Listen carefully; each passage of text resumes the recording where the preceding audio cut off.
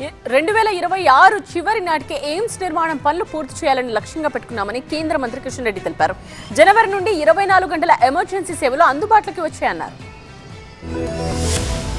Bibinagar AIIMS campus పనుల పురోగతిపై కేంద్ర మంత్రి కిషన్ రెడ్డి సమీక్షించారు. బీబీనగర్ ఎయిమ్స్ ప్రారంభోత్సవం కాకుండానే ప్రజలకు సేవలు అందిస్తోందని తెలిపారు. 2026 చివరి నాటికి ఎయిమ్స్ నిర్మాణం పనులు పూర్తి చేయాలని లక్ష్యంగా పెట్టుకున్నామన్నారు. 1100 కోట్లతో ఎయిమ్స్ నిర్మాణం పనులు చేపట్టామని, పనులు ఇప్పటికే 86% పూర్తయ్యాయని తెలిపారు. బీబీనగర్ ఎయిమ్స్ మెడికల్ విద్యతో పాటు అత్యాధునిక పరికరాలతో వైద్య సేవలు అందిస్తోందన్నారు. ఇందులో 24 అంతస్తుల ఎత్తైన భవనాలున్నాయని, ఎయిమ్స్ లో ప్రస్తుతం 1000 మంది సిబ్బంది సేవలు అందిస్తున్నారని, జనవరి నుంచి 24 గంటల ఎమర్జెన్సీ సేవలు అందుబాటులోకి వచ్చాయన్న కిషన్ రెడ్డి ఈ ఆసుపత్రి ఎమర్జెన్సీ వార్డులో 250 బెడ్స్ ఉన్నాయన్నారు.